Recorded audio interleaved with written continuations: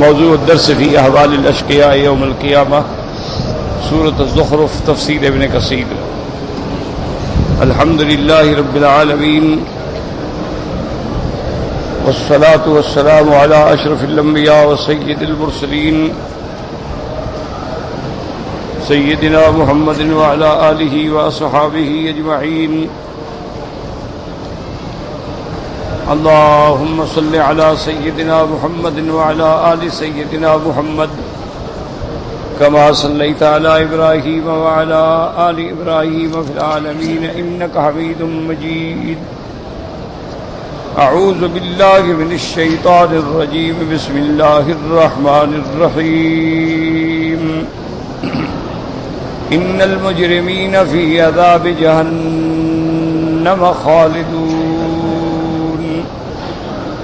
لا يفتر عنهم وهم فيه مبلسون، وما ظلمناهم ولكن كانوا هم الظالمين، ونادوا يا مالك ليقضي علينا ربك قال إنكم ماكثون،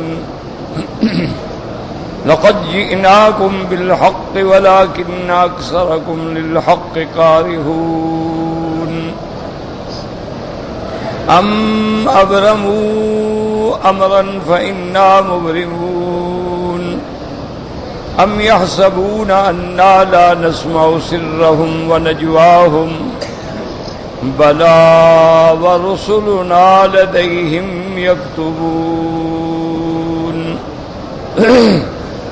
الحمدللہ، اللہ تعالیٰ کی رحمت سے، توفیق سے سابقہ دروس میں نے اس بات معاد کے بارے میں عرض کیا تھا۔ اب اس کا خلاصہ یہ ہے کہ قیامت برحق ہے، جس میں کوئی شک نہیں۔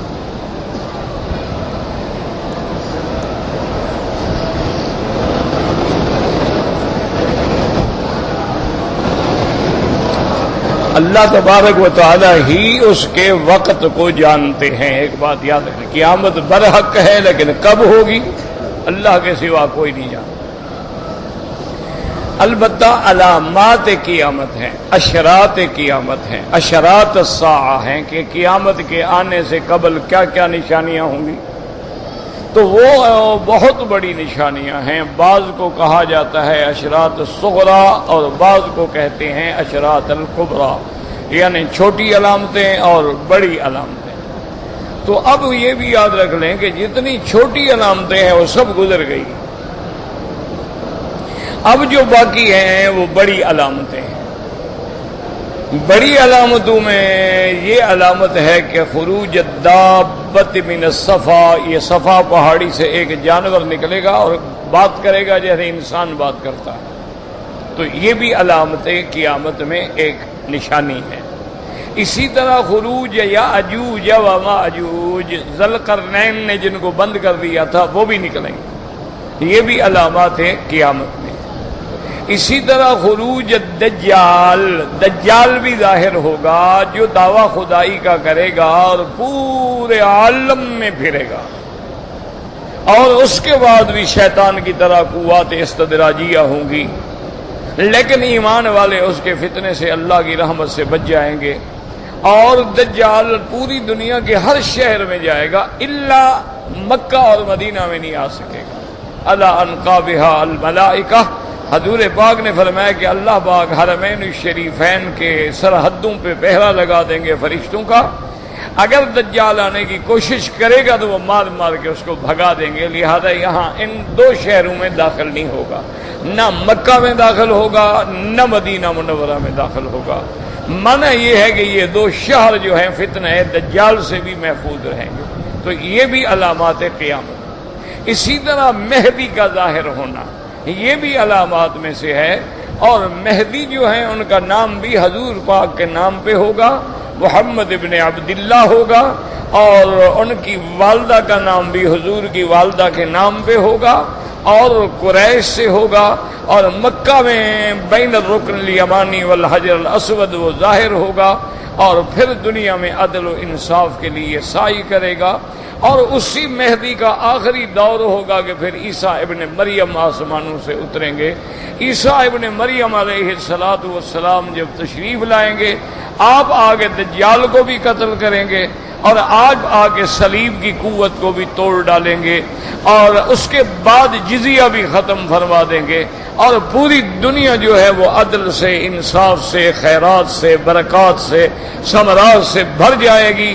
پھر سیدنا عیسیٰ ابن مریم پہ بھی موت آئے گی اور وہ بھی دفن ہوں گے روضہ محمد مصطفیٰ صلی اللہ علیہ وسلم پہ۔ یہ نشانیاں تو ہیں، لیکن قیامت کب ہوگی کوئی نہیں جانتا، اس لیے کہ حضور پاک نے فرمایا خمس لا یعلمہن الا اللہ، 5 چیزیں ہیں جن کا علم اللہ کے سوا کسی کو نہیں، اور سب سے پہلے یہ آیت پڑھی ان اللہ عندہ علم الساعہ، قیامت کا علم جو ہے صرف اللہ تبارک و تعالیٰ کو ہے کہ وہ کب ہوگی، کتنا دن باقی رہ گئے، کتنا وقت باقی رہ گیا، اللہ کے سوا کوئی نہیں جانتا۔ اور اسی میں حکمت ہے، اگر ہمیں قیامت کا پتہ لگ جائے ہم تو زندگی سے بھی پہلے مر جائیں گے ڈر کے مارے۔ یہ بھی اللہ کی حکمت ہے کہ اللہ نے اس کا علم کسی کو نہیں دیا، ہر آدمی چل رہا ہے، جب آ جائے گی تو آ گئی، بس قصہ ختم ہو جائے۔ یہ باتیں بھی الحمدللہ آپ پڑھ چکے۔ دوسری بات میں نے آپ سے یہ کہی تھی کہ عذاب قبر بھی حق ہے، اور قبر اسی قبر کو کہا جاتا ہے جو دنیا میں قبر ہے، اسی کا نام قبر ہے، اسی کا نام ہے اذ القبور بعثرت کے قبریں جو ہیں وہ کھولی جائیں گی۔ اسی قبر کے بارے میں ہے کہ الہاکم التکاثر حتی زرتم المقابر، اسی قبروں کے بارے میں ہے کہ حضور پاک نے فرمایا انی نہیتکم من زیارت القبور الا فزوروها، میں نے تم لوگوں کو قبر کی زیارت سے منع کر دیا تھا، اب اجازت دیتا ہوں زیارت کیا کرو، قبروں پہ جایا کرو۔ قبرستان پہ جانا، ان کے لیے دعا کرنا، ان کے لیے مغفرت ماننا، یہ بالکل جائز ہے، شریعت میں منع نہیں ہے۔ قبر پہ جا کے سجدہ کرنا منع ہے، قبر والے سے مانگنا منع ہے، قبر والے کو چومنا منع ہے، قبر والے کے نام پہ نظر، نیاز، منت، منوتی، اعتکاف یہ منع ہے۔ یہ نہیں کہ قبروں پہ نہ جاؤ، حضور خود تشریف لے جاتے تھے، ہفتے میں حضور لازماً ایک دفعہ شہداء احد تشریف لے جاتے تھے۔ اسی طرح میرے آقا جنت البقیع الغرقد جو مدینے کا قبرستان ہے وہاں تشریف لے جاتے تھے اور ان کے لیے بڑی لمبی لمبی دعائیں کرتے تھے۔ تو لہذا آدمی کا جب بھی قبرستان پہ گزر ہو، ایک تو سلام کرے اور دوسرا ان کے لیے دعا کرے کہ اللہ ان کے درجات کو بلند فرمائیں اور اللہ ان کی قبروں پہ رحمتیں نازل فرمائیں، اور ان کے بعد اللہ ہمیں ہدایت پہ قائم رکھیں اور اللہ ہمیں موت بھی ہدایت پہ عطا فرمائیں۔ تو عذاب قبر بھی حق ہے، قبر کے اندر سوال جواب بھی حق ہے، قبر کے اندر منکر نکیر فرشتے کا آنا بھی حق ہے، قبر کے اندر مومن کے لیے راحت و آرام بھی حق ہے، قبر کے اندر کافر کے لیے عذاب بھی برحق ہے۔ یہ ساری چیزیں حق ہیں، قرآن سے ثابت ہیں، حدیث سے ثابت ہیں۔ ان کے انکار کرنے والا جو ہے وہ گمراہ ہے، اور ان کے انکار کرنے والا جو ہے وہ کافر ہے، اس کے کفر کے اندر کوئی شبہ نہیں ہے۔ باقی بات یاد رکھ لیں کہ یہ عالم دنیا ہے، اور اس کے بعد عالم برزخ ہے، اس کے بعد پھر عالم آخرت ہے۔ برزخ کا معنی یعنی دو عالم کے درمیان میں وہ عالم ہے، لیکن مرنے کے بعد جتنا معاملہ ہے یہ عالم مغیبات میں ہے، اس لیے ہم نہیں جانتے۔ جتنا اللہ دکھا دیتے ہیں اس پر ہمارا ایمان ہے، اور جو اللہ چاہے نہ دکھلائیں اس کی مرضی ہے۔ کبھی اللہ تبارک و تعالی نمونہ دکھلا دیتے ہیں کہ ان کے بندوں کی قبریں کھلتی ہیں تو بالکل ایسے معلوم ہوتا ہے کہ جیسے آج دفن کیے گئے ہیں، بدن بھی سلامت ہے، کفن بھی سلامت ہے، حتیٰ کہ ان کے داڑھی مبارک پہ جو تیل لگا وہ بھی چمک رہا ہوتا ہے۔ اور کبھی اللہ تبارک و تعالی اللہ معاف کرے عذاب کا نمونہ بھی دکھلا دیتے ہیں کہ قبر کھولی گئی تو سانپوں سے بھری ہوئی ہے، قبر کھولی گئی تو آگ کی لپٹیں آ رہی ہیں، اور کبھی کبھی قبر نے اپنے مردے کو اٹھا کے خود باہر پھینک دیا ہے۔ ایسے واقعات بھی اللہ دکھا دیتے ہیں تاکہ تم لوگ دیکھ لو، سمجھ لو کہ عذاب قبر حق ہے۔ کبھی اللہ ظاہر فرما دیتے ہیں، اور کبھی اللہ نعیم جنت جو ہے وہ بھی دکھلا دیتے ہیں کہ اللہ والے فوت ہوتے ہیں، ان کی قبروں سے خوشبوئیں آ رہی ہوتی ہیں، اللہ تبارک و تعالیٰ کے لوگ دفن ہوتے ہیں اور مٹی سے خوشبوئیں آ رہی ہوتی ہیں۔ جیسا کہ تاریخ گواہ ہے کہ امام بخاری رحمت اللہ علیہ جب فوت ہوئے تو ان کی قبر مبارک سے خوشبو آئی۔ حضرت لاہوری رحمت اللہ علیہ کی قبر کے بارے میں بھی آتا ہے کہ جب ان کو دفن کیا گیا تو ان کی قبر سے بھی خوشبو آئی۔ حضرت احمد علی لاہوری رحمت اللہ علیہ جو بڑے مفسر قرآن تھے اور متبع سنت محمد مصطفیٰ تھے اور عاشق رسول اللہ تھے صلی اللہ علیہ وعلی آلہ واصحابہ وسلم، اسی طرح میرے وہ دوست بھی تھے، بلکہ محترم یعنی واجب الاحترام دوستوں میں تھے، حضرت محمد موسیٰ روحانی وادی کے نام سے۔ ان کے بارے میں بھی مجھے یہ معلوم ہوا کہ جب ان کو دفن کیا گیا تو ان کی قبر سے بھی خوشبو آتی رہی۔ تو بہرحال یعنی کبھی اللہ یہ بھی دکھلا دیتے ہیں، حتیٰ کہ حضرت جابر رضی اللہ تعالیٰ عنہ فرماتے ہیں کہ میرے والد جو تھے وہ احد میں شہید ہوئے تھے، میری تمنا تھی کہ میں اپنے ابا کو جنت البقیع مدینے کی حد میں دفن کرتا، کیونکہ جبل احد تو باہر ہے حرم کے، لہذا ایک تمنا تھی، لیکن اب کیسے قبرستان کھولا جائے۔ اتفاق کی بات ہے کہ بارش آئی اور ساتھ پہاڑ ہے احد، پہاڑ سے جو پانی گرتا ہے نا وہ تو ایسا ہوتا ہے جیسے گولی جا رہی ہو نا، جیسے ہمارے ہرود کوہی ہوتی ہے ڈیرہ غازی خان میں اور ڈیرہ اسمیل خان میں، پہاڑوں کے جو پانی آتے ہیں نا وہ ٹرکوں کے ٹرک اٹھا کے پھینک دیتے ہیں، اور یہاں ہم نے الحمدللہ کئی دفعہ دیکھا ایسے واقعات کو۔ تو بہرحال یہ ہے کہ جب وہ آیا، سیل آیا تو قبریں کھل گئیں، تو حضرت جابر فرماتی ہے میں نے جا کے دیکھا تو بالکل میرے ابا کا بدن صحیح سالم تھا، جیسے دفن کیا تھا اسی طرح سے۔ حتیٰ کہ ایک صحابی کے بارے میں آتا ہے کہ جب ان کو تیر لگا، جو اللہ کے راستے میں شہید ہوئے تھے، تو جلدی سے ہاتھ یوں رکھ لیا، اب جب قبر کھلی اور ہاتھ ہٹاتے تو فوراً خون نکلنا شروع ہو جاتا، یعنی معلوم ہوتا کہ ابھی تک بھی خون موجود ہے اور تازہ ہے اور بالکل تازہ۔ اسی طرح اللہ کبھی یہ واقعات بھی دکھا دیتے ہیں اور وہ واقعات بھی دکھا دیتے ہیں تاکہ لوگوں کے لیے نمونہ بن جائے، ورنہ وہ عالم غیب ہے، اس کا دیکھنا، دکھلانا، سمجھنا، سمجھانا ہمیں کوئی ضرورت نہیں۔ اسی طرح اب تیسری بات جو میں نے عرض کی تھی وہ بھی یاد رکھیں کہ مومن کی ارواح علیین میں ہیں اور علیین 7ویں آسمان پہ، اور کافروں کی ارواح سجین میں ہیں، وہ 7 زمینوں میں نیچے ہے، لیکن ان کا تعلق جو ہے اس مردے سے جوڑ دیا جاتا ہے، اس جسم سے جوڑ دیا جاتا ہے، جیسے کہ سورج اپنے مقام پہ ہے لیکن اس کی شعاؤں سے سارے فصل پک رہے ہیں اور ساری دنیا فائدہ اٹھا رہی ہے، اور سورج تو اپنے مقام پہ ہے۔ اسی طرح آپ دیکھیں کہ چاند اپنے مقام پہ ہے، لیکن جوں جوں چاند چڑھتا ہے سمندر کی لہروں میں جوش آتا ہے، مد و جزر پیدا ہوتا ہے، پھر جوں چاند ڈھلتا ہے تو پھر سمندر بھی خاموش ہو جاتا ہے، اب کہاں چاند اور کہاں سمندر، لیکن اس کا تعلق ہے۔ اسی طرح چاہے روح علیین میں ہو لیکن اشراف علی الجسد یا علاقۃ مع الجسد ہوتا ہے۔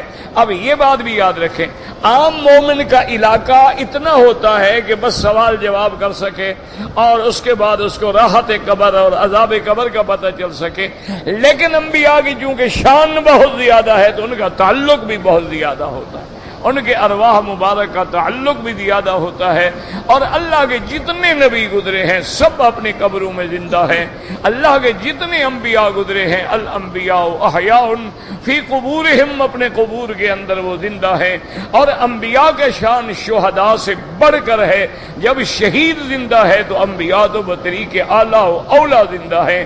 یاد رکھیں انبیاء کی حیات میں کوئی اختلاف نہیں، یہ لفظی اختلاف ہے، کسی نے کہہ دیا برزخی ہے، کسی نے کہہ دیا دنیاوی ہے، کسی نے کہہ دیا حصی ہے، کسی نے کہہ دیا مثالی ہے، لیکن حیات کا سب قائل ہیں، الا ایک فرقہ گمراہ ہے کرامیہ کا جو قائل نہیں ہے، ورنہ یہ ہے کہ حضور کی اور انبیاء کی حیات کا تو منکر دنیا میں اور کوئی ہے ہی نہیں، کوئی صحیح عقیدے والا، تمام انبیاء احیاء ہیں، لیکن جیسے شان بڑا ہے اسی طرح وہ علاقہ بھی بڑا ہے، جیسے ان کا مرتبہ بڑا ہے اسی طرح وہ روح اور جسد مبارک کا تعلق بھی بڑا ہے۔ اسی لیے احادیث مبارک میں آتا ہے کہ جو میرا امتی دور سے مجھ پہ درود پڑھتا ہے اور اللہ کے فرشتوں کی ڈیوٹی ہے کہ وہ مجھے پہنچاتے ہیں. اور پہنچانے کا کیا معنی؟ یعنی باقاعدہ بتایا جاتا ہے کہ فلاں امتی نے یہ پڑھا، فلاں نے یہ پڑھا، فلاں نے یہ پڑھا، فلاں نے یہ پڑھا، یعنی باقاعدہ ایک کشف ان کے پاس آ جاتی ہے. اور فرمایا جو میرے روضہ مقدس پہ کھڑے ہو کے سامنے آ کے سلام پڑھے، فرمایا میں سلام سنتا بھی ہوں اور اس کا جواب بھی دیتا ہوں. تو یہ مسائل الحمدللہ ثم الحمدللہ میں نے آپ کی خدمت میں عرض کر دیے تھے. اب صرف ایک مسئلہ ہے، اس کو سمجھ لیں تاکہ قیامت کا مسئلہ اللہ کرے آپ کو سمجھ آ جائے کہ بھئی میزان عمل کے عمل تولے جائیں گے، قرآن میں موجود ہے. فرمایا والوزن یومئذ الحق، اس دن میزان حق ہے، ہوگا. اور دوسری جگہ فرماتے ہیں فمن ثقلت موازینہ فاولئک، جن کی تولیں بھاری ہو گئیں وہ کامیاب ہو گئے. ایمان بھی ہے اور اعمال بھی بھاری ہو گئے، گناہ تھوڑے ہیں، نیکیاں زیادہ. اچھا بعض ایسے ہوں گے جن کی نیکیاں کم پڑ گئیں اور گناہ بھاری ہو گئے. تو معنی کیا ہوا کہ میزان ہوگا، ہر حال میں میزان. اچھا اب میزان کیا ہوگا یہ بات سمجھیں، جس کی وجہ سے جو دشمنان اسلام ہیں نا، دشمنان قرآن ہیں اور خاص طور پہ مستشرقین ہیں، یہ بڑے شور مچاتے ہیں مسلمانوں کو گمراہ کرنے کے لیے.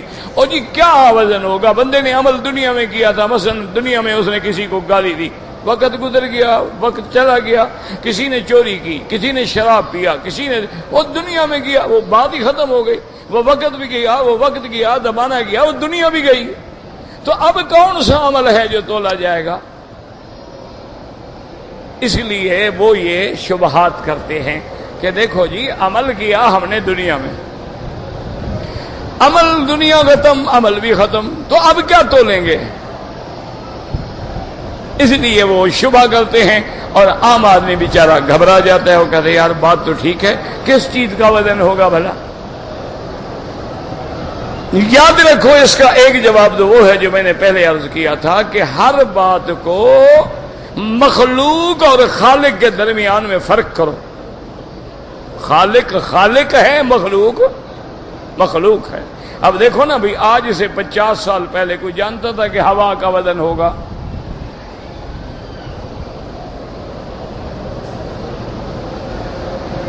آج سے 100 سال پہلے کوئی جانتا تھا کہ جناب آپ کے اندر جو بخار ہے اس کا بھی وزن ہوگا؟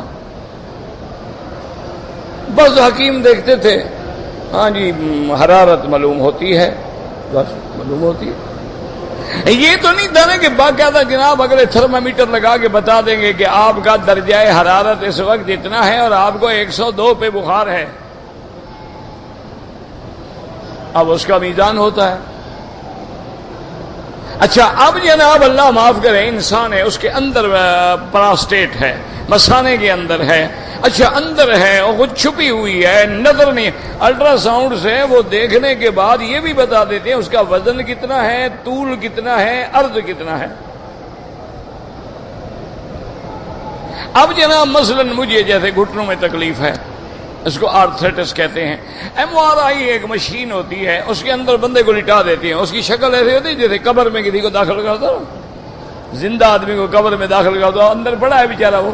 اچھا اس کے لیے یہ بھی ضرورت ہوتی ہے کہ آپ کا بدن ذرا بھی نہ ہلے، ہلے گا تو بس صحیح نہیں آئے گا. تو بڑا مسئلہ ہوتا ہے کہ جناب آپ اندر پڑے ہیں، کچھ نظر نہیں آ رہا، گویا آپ قبر میں ہیں، پھر ہلو بھی نہیں. تو بڑا ایک امتحان ہوتا ہے. اچھا لیکن وہ اتنا کریکٹ رپورٹ دیتی ہے نا جی کہ ایک ایک بال بتا دے گی کہ آپ کا آرتھرائٹس ہے، آپ کی یہاں ہڈی ٹوٹی ہوئی ہے، اس ہڈی کا اس کے درمیان میں اتنا سینٹی میٹر کا فاصلہ ہو گیا ہے، اور یہ اوپر اٹھ گئی ہے، یہ نیچے بیٹھ گئی ہے، یہ یوں ہو گئی ہے. ایک ایک تصویر دکھا دے گی. اچھا اب آپ کے ٹائر ہیں نا، ان ٹائروں پہ لکھا ہوا ہوتا ہے کہ اس میں آپ نے 26 پاؤنڈ ہوا بھرنی ہے، اس میں آپ نے 30 پاؤنڈ ہوا بھرنی ہے، لکھا ہوا ہے. وزن کر کے ہوا ڈالیں گے، ہوا ڈالے گا، لگائے گا میٹر، وہ زیادہ ہوگی نکال دو بھی، باقی نکال دو، 30 کرنا ہے، زیادہ نہیں کرنا ورنہ ٹائر پھٹ جائے گا۔ تو اب ہوا کا بھی وزن ہو رہا ہے۔ تو اس لیے یاد رکھو کہ اگر تم یہ ساری چیزیں کر سکتے ہو، ہوا کا بھی وزن ہے، بخار کا بھی وزن ہے، اور پراسٹیٹ کا بھی وزن ہے، آپ کے اندر جو جگر ہے، جو آپ کا دل ہے، اس کو بھی ایکو کر کے بتا دیتے ہیں کہ جناب یہ اتنا بڑا ہو گیا ہے، اتنا چھوٹا ہو گیا ہے، آپ کا دل بڑھ گیا ہے، آپ کا دل چھوٹا ہو گیا، آپ کے دل میں سوراخ ہے، آپ کے دل کی حرکت ٹھیک نہیں، سب دیکھ رہے ہیں۔ یہ بندے کر لیتے ہیں، اللہ میزان کرنا چاہیں گے تو مشکل ہے۔ تو پہلی بات تو یہ یاد رکھیں کہ جب اچھا اب یہ جدید علم جو ہے یہ اس پہ بھی پہنچ گئے ہیں، ابھی تھوڑے باقی ہے کہ آج سے پہلے مثلا حضرت آدم علیہ السلام سے لے کر آج تک جتنے انسانوں نے بات کی، تقریر کی، درس دیا، خطاب کیا، وہ سارا اس خلا کے اندر، آسمان اور زمین کے درمیان میں جو خلا ہے اس میں محفوظ ہے۔ وہ آوازیں جو ہیں محفوظ ہیں۔ اب وہ تلاش کر رہے ہیں کہ اس میں حضرت محمد مصطفیٰ کی آواز کون سی ہے۔ اب اندازہ کریں، یعنی 1431 سال گزر گئے، لیکن وہ کہتے ہیں جی آواز محفوظ ہے، آواز موجود ہے۔ اچھا وہ کہتے ہیں یہ تو ہمیں پتہ لگ گیا کہ آوازیں ہیں، لیکن یہ آواز کس کی ہے؟ اچھا وہ کہتے ہیں اس میں بھی ہمیں آسانی ہو گئی، جن کے ٹیپ مل گئے، جن کے مثلا تقریروں کے ٹیپ مل گئے، اس کی آواز سن کے اس کو ساتھ ملا لیا، انہوں نے کہا ہاں یہ آواز اس کی ہے۔ لیکن جس کی ٹیپ نہ ملے اس کی آواز کیسے پہچانے؟ سننے والا بھی کوئی زندہ نہ ہو، اس کی آواز کو کیسے پہچانے؟ وہ اس تردد میں ہے، لیکن اس پہ پہنچ گئے کہ آواز محفوظ ہے۔ تو جو اللہ ساری زندگی ہزاروں سال کی ہماری زبان سے نکلی ہوئی آوازوں کو بھی محفوظ کر سکتے ہیں، وہ ہمارے اعمال کو محفوظ نہیں کر سکتے کہ قیامت میں وزن ہو جائے گا؟ کیا مشکل ہو جائے گی اللہ کے آگے، پھر کیا مشکل ہو؟ تو اسی طرح ایک بات دماغوں میں رکھ لیں۔ اچھا اب جناب دوسرا جواب یہ ہے کہ ایک صحیح حدیث ہے، یہ ہاتھ رکھا کرو، یہ آج بڑا جھگڑا ہوتا ہے نا جی، اور جی چار امام، یہ جاہلوں کی باتیں ہوتی۔ چاروں امام جو ہیں وہ تابع ہوتے ہیں کتاب و سنت کے، یاد رکھو گے، اصل کتاب و سنت ہے۔ مسائل منسوسہ ہوتے ہیں، یاد رکھو، منسوسہ غیر متعارضہ، یعنی نص بھی ہے اور اس میں جھگڑا بھی نہیں۔ جیسے مغرب کی کتنا 3 رکعتیں منسوس ہے، جھگڑا بھی کوئی نہیں۔ عشاء کی 4 رکعتیں منسوس ہے اور جھگڑا بھی کوئی نہیں۔ اچھا منسوسہ غیر متعارضہ، بعض منسوسہ لیکن متعارضہ، کیا معنی ہے کہ فاتحہ پڑھنے کا مسئلہ ہے، اب حدیث میں تو ہے لیکن آگے نہ پڑھنے کا حکم بھی موجود ہے، تو متعارضہ تو ہو گیا۔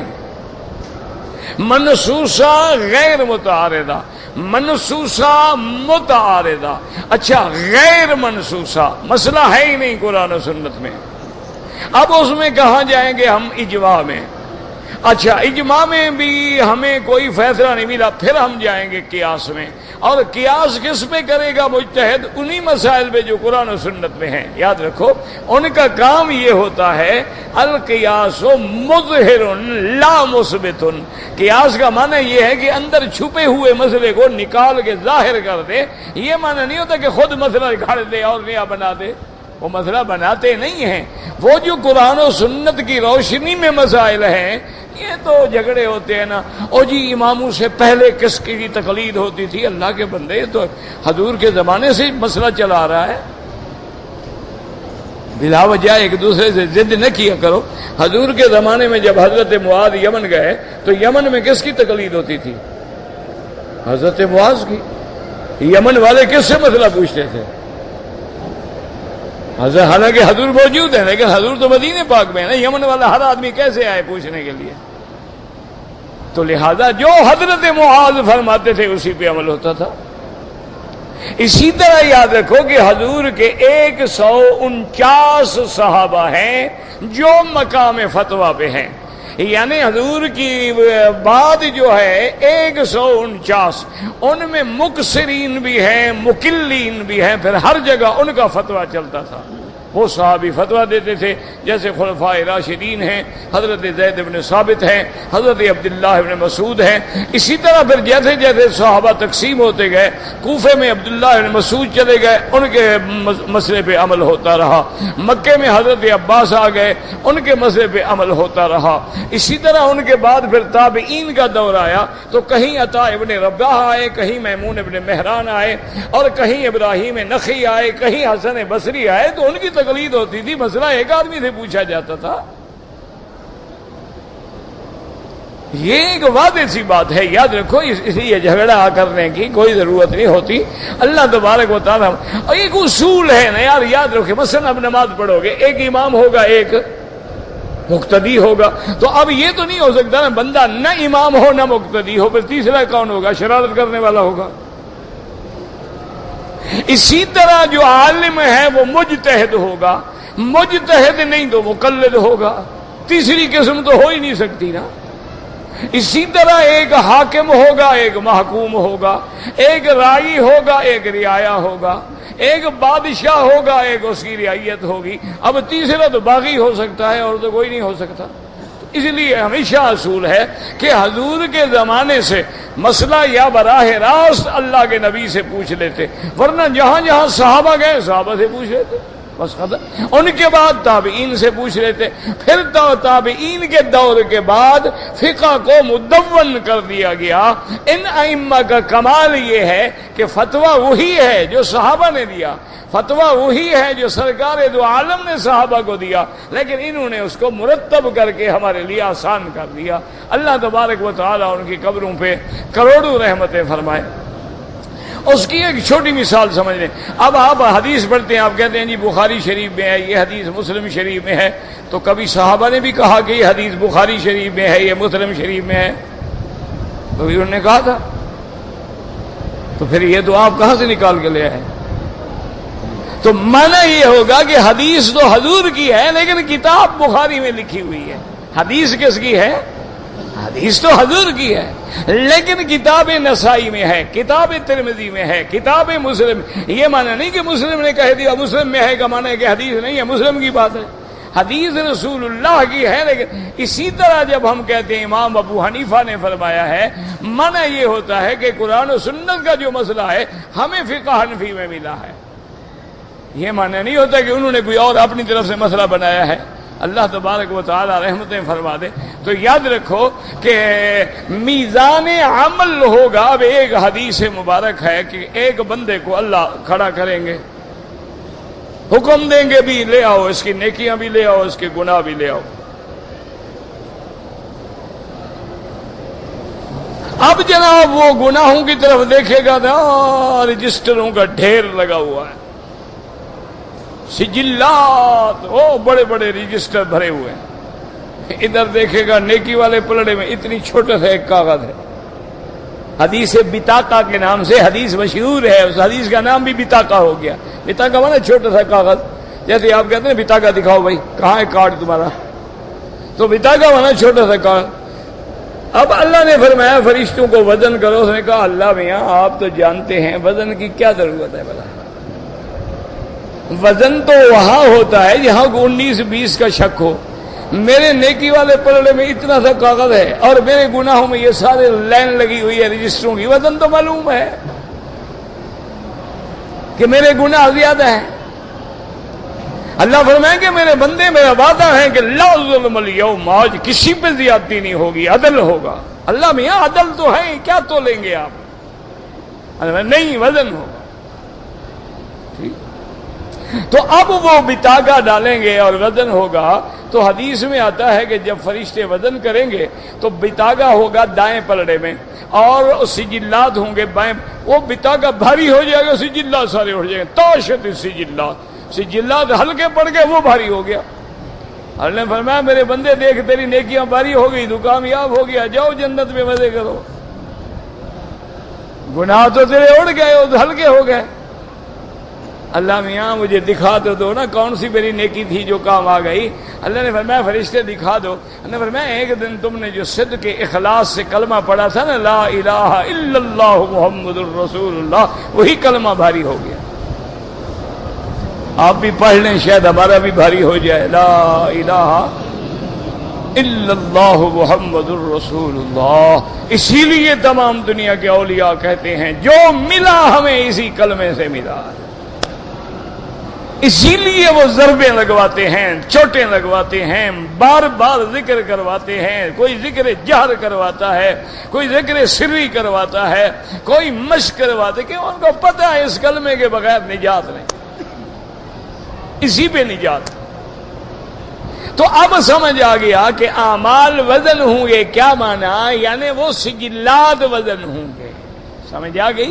ایک اور ایک حدیث میں یہ بھی آتا ہے کہ بندہ ایسے بیٹھا ہوگا، بڑا خوبصورت آدمی آ گیا، السلام علیکم جناب، کیا حال ہے، خیریت ہے، ٹھیک ہے. بھائی آپ کون ہیں؟ میں نے تو آپ کو دیکھا نہیں کبھی. میں کہا کمال ہے، آپ کا فلاں عمل جو تھا نا، اللہ نے اس عمل کو میری شکل میں بھیجا ہے تمہارے پاس. تو اگر عمل بھیڑا ہوگا تو بندہ بھی بھیڑا آ جائے گا. جناب آنکھیں نکالی ہوئی ہیں، دانت کھلے ہوئے ہیں، مارنے کو. تم کون؟ کہا تم نے جو عمل کیا تھا نا، مجھے اللہ نے یہ شکل دی کہ جا کے سیدھا کرو اس کو. میں آ گیا ہوں تمہیں بتاتا ہوں کہ گندے عمل کیسے کیے جاتے ہیں. تو عمل کو اللہ شکل دے دیں گے، یعنی بیا اعمال صالحہ کو شکل جمیل دے دیں گے، اعمال سیئہ کو شکل قبیح دے دیں گے. تو وہ بھی وزن ہوگا. اصل بات یاد رکھو کہ یہ بھی ہوگا، وہ بھی ہوگا، وہ بھی ہوگا، سب ہوگا جو اللہ چاہیں گے. میزان عمل ہوگا. اچھا جی، پل صراط کیا ہے؟ پل صراط بھی حق ہے، بالکل جنت اور جہنم کے گویا درمیان میں ہے. اور یوں سمجھ لیں کہ جہنم کے اوپر ہے، جیسے ایسے کمان ہوتی ہے، اس پہ ہر بندے کو گزرنا ہوگا. لیکن مومن گزر جائے گا اور کافر گر جائے گا. گزرے گا ہر آدمی. اور جب مومن گزریں گے کہیں گے اللہم سلم اللہم سلم اللہم سلم، یا اللہ رحم فرما، ہمیں سلامتی سے کنارے پہ پہنچا دے. حضور پاک فرماتی ہیں کہ بعض مومن ایسے ہوں گے جو پل صراط سے اتنی تیز گزریں گے جیسے آسمان کی بجلی چمکتی ہے، اور بعض ایسے ہوں گے جیسے تیز ہوا گزر جاتی ہے، اور فرمایا بعض ایسے ہوں گے جیسے تیز گھوڑا دوڑ کے گزر جاتا ہے، اور بعض ایسے ہوں گے جو تیز دوڑ کے گزر جائیں گے، اور بعض ایسے ہوں گے جو ایستا ایستا ایستا گزر جائیں گے. فرمایا جن کے دل میں کلمہ توحید تھا اللہ کی رحمت سے آخر گزر جائیں گے، اور جن کے اندر شرک تھا، کفر تھا، غیر اللہ کی عبادت تھی، وہ چڑھنے کی کوشش کریں گے تو گر جائیں گے. اور فرمایا کہ پھر نیچے جہنم کے کنڈے لگے ہوئے ہیں، جیسے کہ کوئی کسائی اپنے بکرے کو الٹا کر کے لٹکا دیتا ہے، وہ جہنم کے ان کنڈوں میں لڑکے ہوں گے. پھر اللہ کے حکم سے جب حکم ہوگا تو جہنم میں جائیں گے. تو پل صراط بھی حق ہے اور میزان بھی حق ہے، اور اس کے بعد دخول جنت جو ہے وہ بھی حق ہے، اور دخول نار جو ہے وہ بھی حق ہے. لیکن یاد رکھیں دخول جنت جو ہے اس کے درجات ہوں گے. بعض ایسے ہوں گے جو سب سے پہلے دفعہ جنت میں داخل ہوں گے، بعض دوسرے نمبر پہ، بعض تیسرے پہ، بعض چوتھے پہ، بعض پانچویں پہ، اور بعض ایسے ہوں گے جو جہنم میں پڑے ہوں گے لیکن اپنے گناہوں کی سزا بھگتنے کے بعد نکلیں گے. اور بعض ایسے ہوں گے کہ گناہوں کی وجہ سے جہنم میں ہوں گے لیکن انبیاء کی شفاعت سے نکل آئیں گے. اور بعض ایسے ہوں گے جن کے جہنم کا فیصلہ ہوگا، اپنی اولاد اگر حافظ قرآن ہے تو اس کی سفارش سے نکل آئیں گے، اور بعض قرآن کی سورتوں کی سفارش سے نکل آئیں گے، اور اکثر جو ہیں وہ میرے مدنی سرکار کی شفاعت سے نکل آئیں گے. آپ نے فرمایا انا اشفع وانا اشفع وانا اشفع، میں سفارش کر کے نکلواؤں گا، پھر میں سفارش کر کے نکلواؤں گا، پھر میں سفارش کر کے نکلواؤں گا.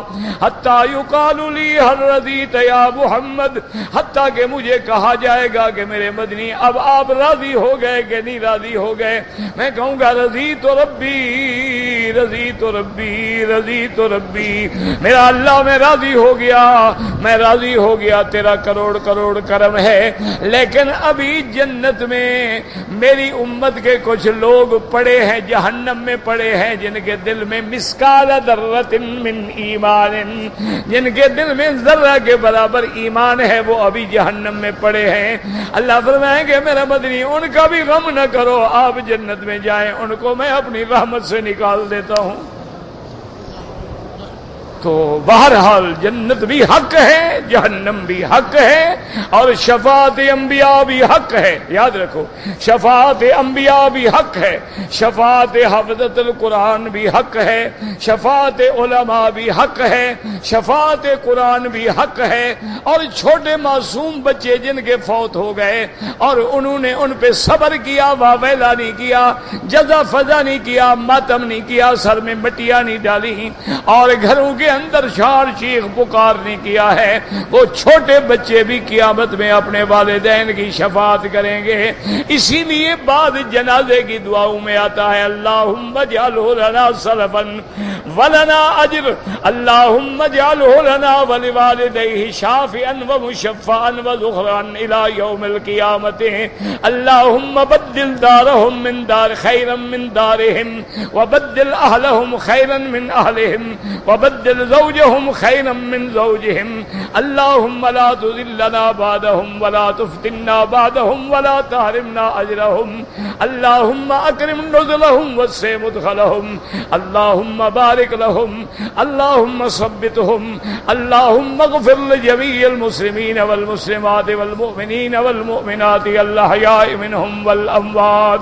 یاد رکھیں یہ ساری چیزیں جو ہیں یہ حق ہیں اور ان میں کوئی شک نہیں۔ یہ مسائل قرآن سے بھی ثابت ہیں، حدیث مبارک سے بھی ثابت ہیں، اس لیے علماء نے فرما دیا ہے کہ عذاب قبر بھی برحق ہے، نعیم قبر بھی برحق ہے، سوال قبر بھی برحق ہے۔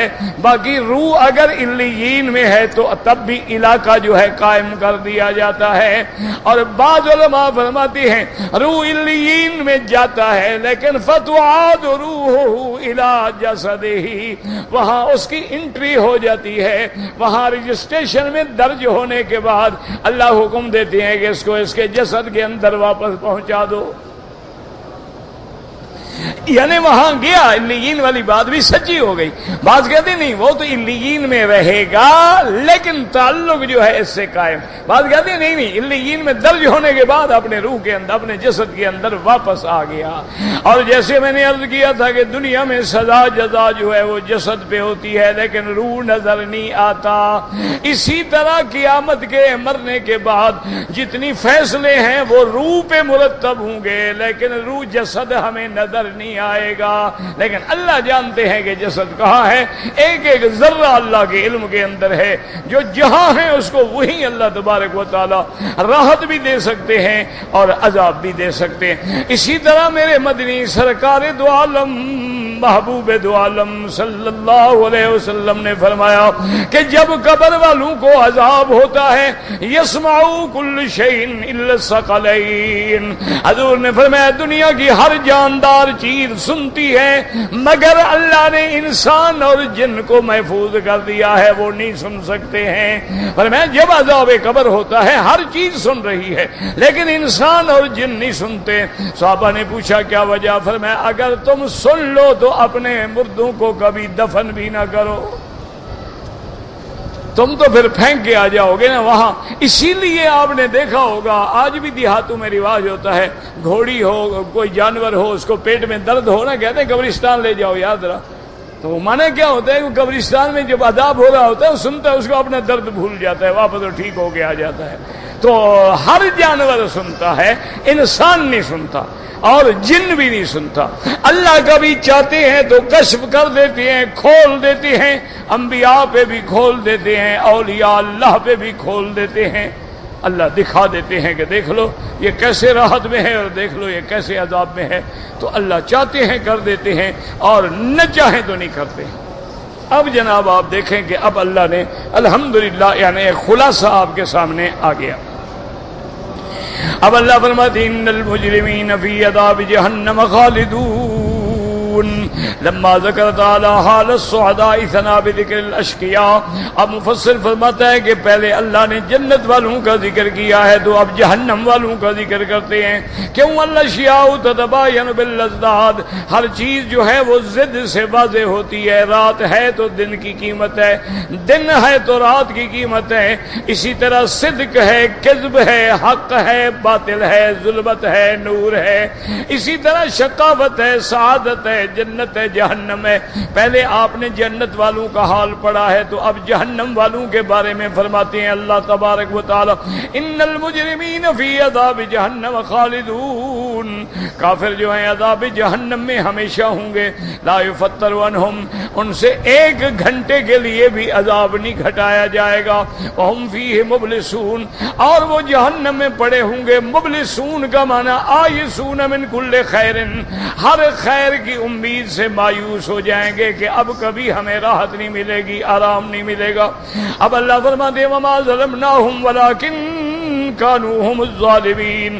اللہ فرماتے ہیں لوگوں یہ جو جہنمی ہیں ان پہ ہم نے ظلم نہیں کیا, انہوں نے اپنے جانوں پہ ظلم کیا ہے.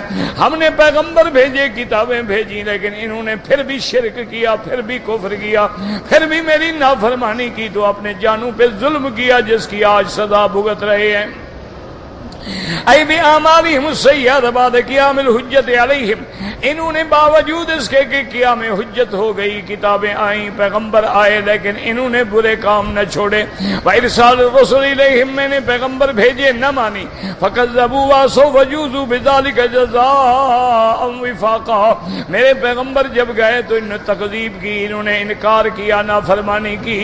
اللہ فرمائیں گے آج اسی نافرمانی کی جزا ان کو مل رہی ہے. وَمَا رَبُّكَ بِظَلَّامٍ لِّلْعَبِيدِ, تیرا رب کبھی کسی پہ ظلم نہیں کرتے ہیں, وہ ظلم سے پاک ہیں. اللہ تبارک و تعالی اگر کسی کو جنت دیں گے تو اس کا فضل ہوگا, اور جہنم دیں گے تو اس کا عدل ہوگا. اللہ ظلم سے پاک ہے. اور اس کے بعد فرماتے ہیں وَنَادَوْا يَا مَالِكُ لِيَقْضِيَ عَلَيْنَا رَبُّكَ قَالَ إِنَّكُمْ ماکثون. اب وہ چیخیں گے, پکاریں گے کہ اے خزانۃ نار, اے اللہ کے فرشتے, مالک, مراد کیا ہے؟ وہ جو جہنم پہ اللہ کی طرف سے فرشتہ ہوگا, داروغہ ہوگا, انچارج ہوگا, اس کو کہیں گے مہربانی کرو تم اپنے اللہ سے دعا مانگو ہمارے لیے, اللہ ہمیں موت دے دیں تاکہ ہم اس عذاب سے بچ جائیں. جیسے دنیا میں بندہ عذاب میں ہوتا ہے لیکن موت آ گئی, ہر کوئی کہتے چلو یار چھٹکارا تو ہو گیا نا, آگے تو خدا جانے, ابھی تو جان چھوٹ گئی نا بیچارے کی. موت آنے سے تکلیفیں ختم ہو جاتی ہیں. وہ سمجھیں گے کہ شاید ہم پر بھی موت آ جائے تو ہم جہنم کی تکلیفوں سے بچ جائیں گے. فرماتے ہیں وَخَازِنُ النَّارِ قَالَ البخاری رحمہ اللہ تعالی حدثنا حجاج بن منہال قال حدثنا سفيان بن عيينة عن عمرو بن عطان صفوان بن يعلى عن أبيه رضي الله عنه قال سمعت رسول الله صلى الله عليه وسلم يقرأ على المنبر, حضور پاک نے منبر پہ آیت پڑھی ونادوا يا مالك ليقضي علينا ربك قال يقبض أرواحنا ويريحنا مما نحن فيه فإنهم كما قال تبارك وتعالى. وہ کہیں گے اے مالک مہربانی کر, اللہ سے دعا کرو اللہ ہماری روح قبض کر دے, موت آ جائے تاکہ ہم اس عذاب سے بچ جائیں. کیونکہ ان کا قیامت میں حال کیا ہوگا؟ لا یقضی علیہم فیموتوا ولا یخفف عنہم من عذابها, نہ تو ان پہ موت آئے گی اور نہ ان کے عذاب میں کوئی کمی کی جائے گی. جیسے اللہ فرماتے ہیں جنب الاشق الذی یصلی النار الکبری ثم لا يموت فیها ولا یحیا, نہ مریں گے نہ جیئیں گے, درمیان میں اٹکے رہیں گے. فلما سالوا ان يموتوا اجابهم مالک, جب وہ یہ درخواست کریں گے تو مالک النار جواب دیں گے قال انکم ماکثون, کہ تم نے ہمیشہ یہاں رہنا ہے. قال ابن عباس مکث سنۃ ثم قال انکم ماکثون. حضرت ابن عباس فرماتے ہیں وہ جہنمی چیختے رہیں گے, چیختے رہیں گے 1000 سال تک. 1000 سال کے بعد اللہ کا فرشتہ کہے گا بدبختو چیخو نہ چیخو, تم نے یہاں رہنا ہے. رواه ابن ابي حاتم لا خروج لكم منها ولا محيط لكم منها ثم ذكر سبب شقاوتهم ومخالفتهم للحق ومعادتهم له. اب یہاں سے تمہارے لیے کوئی ٹھکانہ نہیں، کوئی نکلنے کا راستہ نہیں. اب آگے بیان کرتی ہیں کہ وہ اس سزا کو کیوں پہنچے، اس شقاوت کو کیوں پہنچے. فرماتے ہیں لقد جئناکم بالحق اے بیناہ لکم وضحناہ وفصلناہ، ہم نے حق کھول کے بیان کر دیا، کتابیں بھیجی، پیغمبر بھیجے. ولکن اکثرکم للحق اکثرکم للحق کارہون ولکن کان سجایاکم لا تقبلوا ولا تقبلوا علیہ، تم نے نہ قبول کیا نہ توجہ کی. وانما تنقاد للباطل وتعظم، تم باطل کی طرف جھکتے رہے. وصدان الحق وتابعوا وتبغضوا اہلہ، تم ہمیشہ حق کا راستہ روکتے رہے اور حق والوں سے بغض کرتے رہے. فعودوا علی انفسکم بالملامۃ، اب اپنے نفسوں کو ملامت کرو. ولا وندموا حیث لا تنفعکم الندامہ، اب چاہے تم شرمندگی ندامت کا اقرار کرو لیکن تمہیں کوئی فائدہ نہیں ہوگا. اللہ فرماتے ہیں من ابرموا امرا فإنا مبرمون. قال مجاہد ارادوا کیدا کید شر فکدناہم وهذا الذی قاله مجاہد. اللہ پاک نے فرمایا میرا مدنی کافر بہانے کرتے ہیں، مکر کرتے ہیں آپ کو نقصان پہنچانے کے، لیکن ہم ایسی تدبیر کریں گے کہ ان کی ساری تدبیریں ختم ہو جائیں گی. جیسے فرمایا مکروا مکرا ومکرنا مکرا وهم لا يشعرون، انہوں نے بھی تدبیر کی، خفیہ تدبیر کے ذریعے آپ کو نقصان پہنچانا چاہا، اور ہم نے بھی تدبیر کی اور ایسی تدبیر کی کہ ان کو خبر بھی نہ لگی، پتہ بھی نہ چلا. وذلك ان المشركين كانوا يتحيلون في رد الحق بالباطل بحيل ومكر يسلكونه، کافر کوشش کرتے تھے کہ حق کو ٹالیں، بہانے بناتے تھے حق ٹال. فقالهم الله تعالی وبال ذلك عليهم، اللہ نے ان کا وبال جو ہے انہیں پہ ڈال دیا. اللہ فرماتے ہیں کیا یہ بدبخت سمجھتے ہیں کہ ہم چوری چوری جو تجویزیں کرتے ہیں، جو تدبیریں کرتے ہیں، شاید اللہ کو پتہ نہیں ہے. اللہ نے فرمایا تم جاہل ہو. ام یحسبون انا لا نسمع سرهم ونجواهم، کیا یہ گمان کرتے ہیں کہ ہم ان کی سرگوشیاں نہیں سنتے؟ خبردار ہم سنتے ہیں، ہم جانتے ہیں. بلا ورسلنا لدیہم یکتبون، صرف یہ نہیں کہ سنتے ہیں بلکہ ہمارے فرشتے مقرر ہیں، تمہاری ہر بات کو لکھ بھی رہے ہیں. بلا ورسلنا لدیہم یکتبون نحن نعلم ما هم علیہ والملائکۃ یکتبون اعمالهم صغیرها وکبیرها، اور سارے اعمال تمہارے لکھے جائیں گے. اور جب قیامت کا دن ہوگا تو تمہیں پکڑا دیے جائیں گے. اور جب کافر کتاب دیکھے گا، نام اعمال دیکھے گا، گناہوں کی فہرست دیکھے گا تو حیران ہوگا اور کہے گا ما لهذا الكتاب لا يغادر صغیرۃ ولا کبیرۃ الا احصاها ووجدوا ما عملوا حاضرا ولا يظلم ربك احدا. اللہ فرماتے ہیں اب دیکھ کے کہے گا ہائے کاش یہ کیسی کتاب ہے جس نے ہمارا ہر چھوٹا بڑا گناہ لکھا ہوا ہے. اللہ نے فرمایا میرے بندے ہم کسی پہ ظلم نہیں کرتے. لہا ما کسبت وعلیہا ما اکتسبت، جو تم نے نیکی کی اس کا بدلہ ملے گا، جو برائی کی اس کا عذاب ملے گا.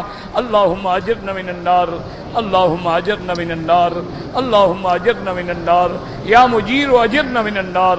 اللہم انا نسألک رضاک والجنۃ ونعوذ بک من سخطک والنار.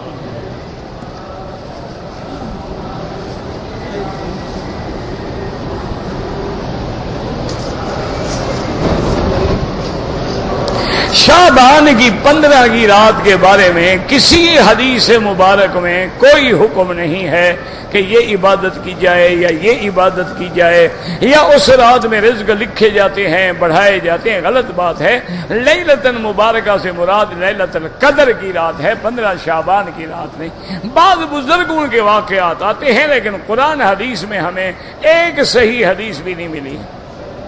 آپ کیوں ایسے بہانے بناتے ہیں؟ آپ پورا شعبان عبادت کرو. کیوں آپ بالکل شارٹ کٹ لینا چاہتے ہیں کہ ایک رات کا پتہ لگ جائے بس آسمان میں ہم پہنچ جائیں گے؟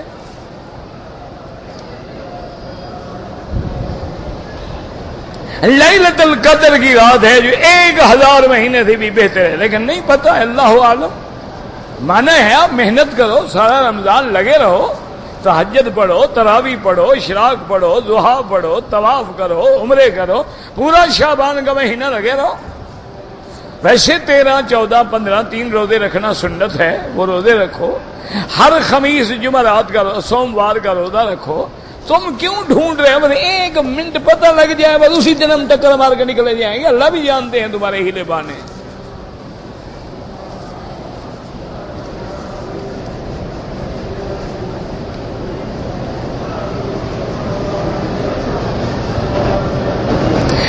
جی کہ آپ کے روزانہ جو درس ریکارڈ ہوتے ہیں، بھئی میں نے تو کبھی زندگی میں نہ ریکارڈ کیا ہے، نہ زندگی میں کبھی کیسٹ بنائی ہے۔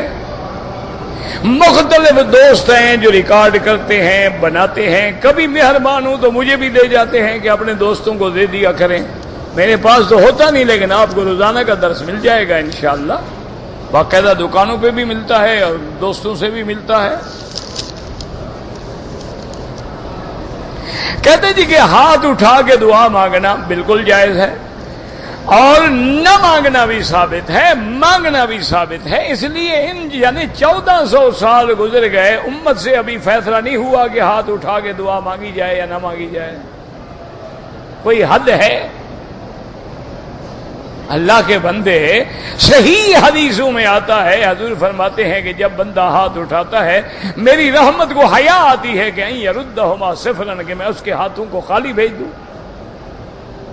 اسی طرح حدیثوں میں آتا ہے کہ دعائے استسقاء میں حضور نے اتنے ہاتھ اٹھائے کہ آپ کے بغلوں کی سفیدی بھی ظاہر ہو گئی۔ کبھی اٹھا لیے، کبھی نہ اٹھائے، کبھی مانگ لیا، کبھی نہ مانگا۔ یہ کون سا جھگڑا ہے؟ کون سا اس کفر و اسلام کی جنگ ہے؟ کون سا فرض و واجب کا مسئلہ ہے کہ ضد میں آ کے ہماری بعض برادری تو تین دعائیں مانگتی ہیں، ان کو تو ایک پہ اعتبار ہی نہیں ہے، اور بعد ایسے ضد میں آ گئے کہ بالکل نہیں مانگنی ہے، چڑتے ہیں تو چڑتے رہیں۔ حالانکہ یہ مسئلہ نہیں ہے، دعا مانگنے کا حکم ہے، ہاتھ اٹھانا بھی ثابت ہے، اور جماعت کی وجہ سے برکت ہوتی ہے۔ ان میں کوئی اللہ والا ہوتا ہے جن کی وجہ سے دعائیں مقبول ہو جاتی ہیں۔ ید اللہ علی الجماع، اللہ کا ہاتھ جماعت پہ ہوتا ہے، ہمیشہ جماعت کے ساتھ رہیں۔ من شد شد فی النار، جو جماعت سے کٹ جاتا ہے ایسے ہے جیسے بکری ریوڑ سے کٹ جاتی ہے، تو پھر بھگیاڑ کی نظر ہو جاتی ہے۔ اور کبھی نہ مانگا کریں، ضد بھی نہ کیا کریں۔ حضور ہر نماز کے بعد دعا مانگتے لیکن ہاتھ نہیں اٹھاتے تھے۔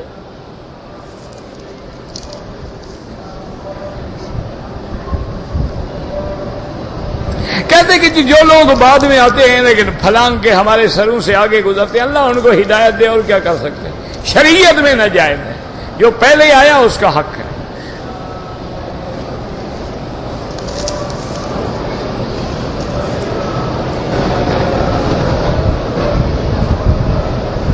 کہتے جی کہ ایک لڑکے کا نکاح کسی لڑکی سے ہونا تھا، نکاح تو نہیں ہوا تھا لیکن نکاح سے پہلے ماشاءاللہ حمل ٹھہر گیا۔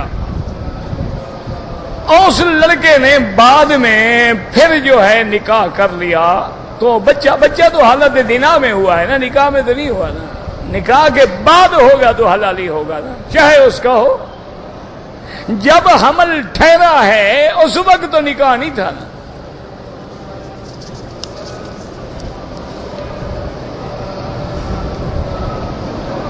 بہرحال آپ کی والدہ فوت ہو گئی، ان کے لیے مغفرت کی دعا کریں۔ باقی خواب شاب کا مجھے پتہ نہیں لگتا، کسی اور بزرگ سے پوچھا کرو۔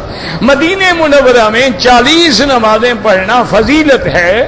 حدیث میں آتا ہے کہ جو بندہ 40 نمازیں اس طرح پڑھے کہ اس کی کوئی جماعت نہ فوت ہو مسجد سے، اللہ اس کو آگ سے اور نفاق کی بیماری سے بری کر دیتے ہیں۔ فضیلت ہے، کوئی نہ پڑھ سکے صبح جائے شام کو آ جائے، کوئی بات نہیں۔ مجھے خواب کا پتہ ہی نہیں لگتا بابا، کسی خواب والے سے پوچھا کرو۔ آج کل مولوی بڑے ہیں خواب بتانے والے، خواب دیکھنے والے، ماشاءاللہ ہر رات ان کو ایک نیا خواب نظر آتا ہے۔ اصل کیا ہے کہ معدے کی تکلیف ہو نا تو بندے کو ایسی باتیں نظر آتی ہیں۔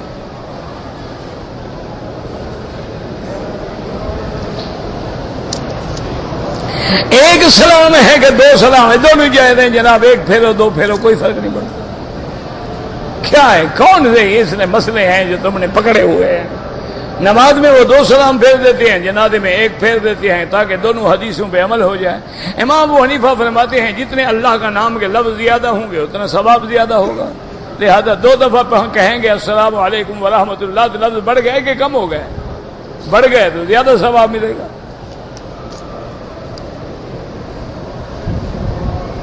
ہم پاکستان میں چاچا بھائی چچا داد سب مل کے رہتے ہیں، تم مل کے رہا کرو، عورتوں کو تو مل کے رہنے کا حکم نہیں ہے۔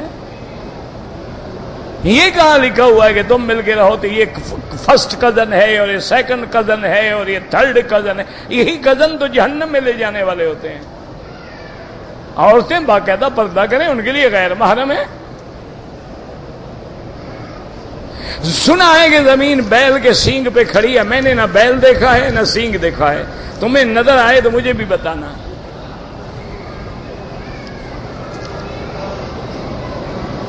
اگر پاکستان سے ہم آئے ہیں، اب مکے میں ہیں، بھئی پاکستان سے آؤ یا ہندوستان سے، جب مکے میں ہو بات ختم ہو گئی. اگر مسجد عائشہ سے عمرہ کرنا چاہیں جائز ہے، نہ کرو تمہاری مرضی ہے، نفلی عبادت ہے.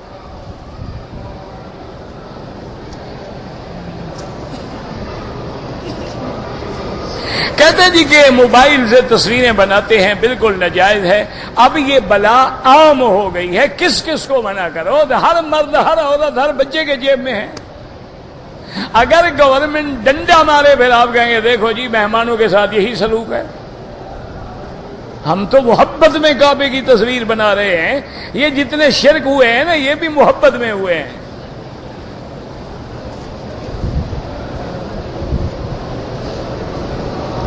اگر ٹی وی پہ کوئی اسلامی پروگرام ہے، یعنی عورت نہ ہو، جیسے دیکھو نا میں تقریر کر رہا ہوں، آپ سن رہے ہیں، دیکھ رہے ہیں، تو یہ دیکھنا جائز ہے. یہاں جائز ہے تو وہاں بھی جائز ہے. اگر عورت تقریر کر رہی ہو اور آپ دیکھ رہے ہو حرام ہے، وہاں بھی حرام ہے. جو حرام ہے حرام ہے، جو حلال ہے حلال ہے. اس میں کیا ہے؟ یعنی اگر آپ ایک ماچس کی ڈبی لے لیں، اس سے آگ جلا کے کھانا پکائیں تو نعمت ہے، لیکن گھر کو آگ لگا دیں تو وہ عذاب ہے. اب اس کا معنی یہ تو نہیں کہ ہم ماچس توڑ ڈالیں، ماچس رہے نا دنیا میں.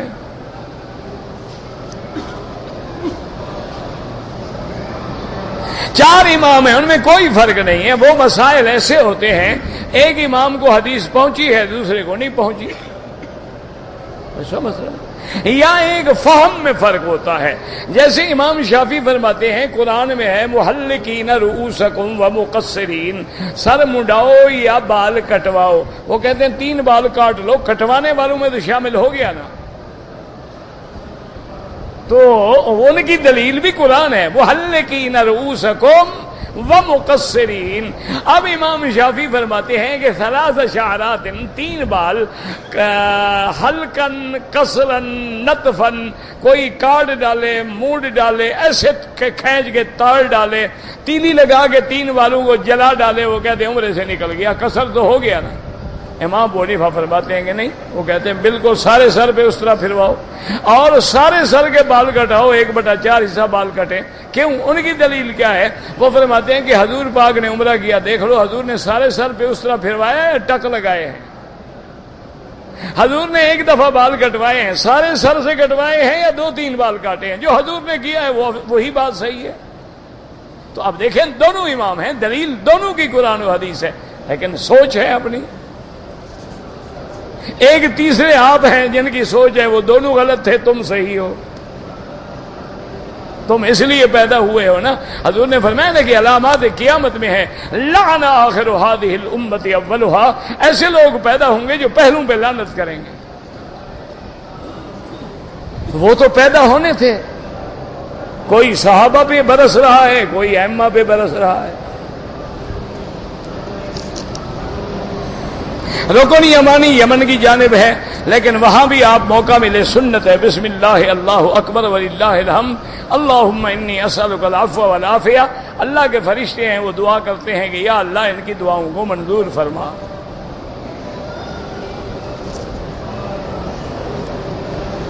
کہتے ہیں جی عصر کے وقت قیامت آئے گی، اللہ کو پتا ہے، ہمیں تو کسی جگہ پتہ نہیں لگا عصر کا وقت ہوگا یا مغرب کا وقت ہوگا.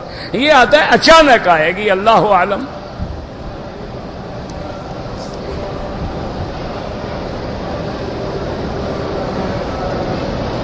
کہتے ہیں جی کہ انڈیا کے علماء جو ہیں وہ حضور کے صدقے سے دعا مانگنے کے قائل ہیں، تو یہ دلیل ان سے لیں، میرے پاس تو نہیں ہے نا. جو قائل ہے دلیل اس کے ذمہ ہے کہ میرے ذمہ ہے؟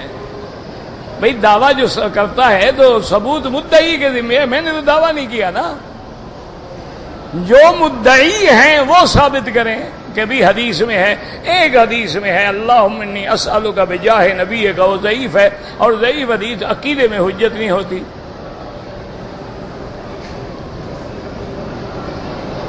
بعض لوگ کہتے ہیں کہ حضرت خضر دنیا میں موجود ہیں. میرے لیے تو آپ موجود ہیں, مجھے تو پتہ نہیں حضرت خضر کدھر ہیں.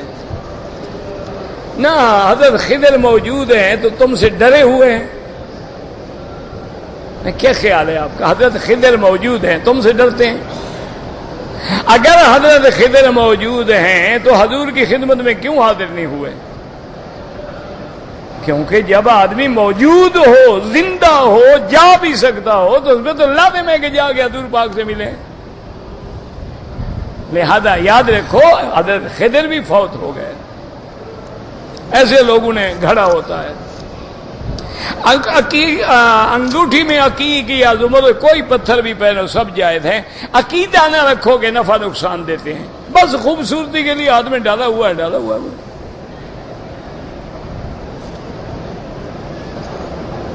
کہتے جی کہ لڑکا برطانیہ میں ہے, لڑکی پاکستان میں, بالکل ٹیلی فون پہ نکاح نہیں ہو سکتا, دونوں کا ایک جگہ ہونا ضروری ہے.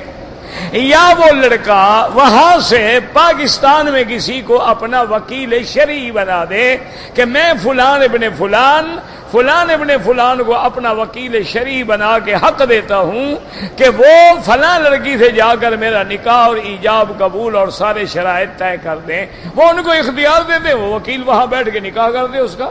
ٹیلی فون پہ کبھی نکاح نہیں ہوتا, دونوں کا ایک جگہ موجود ہونا ضروری ہوتا ہے. ویسے ٹیلی فون پہ نکاح بھی نہ کرنا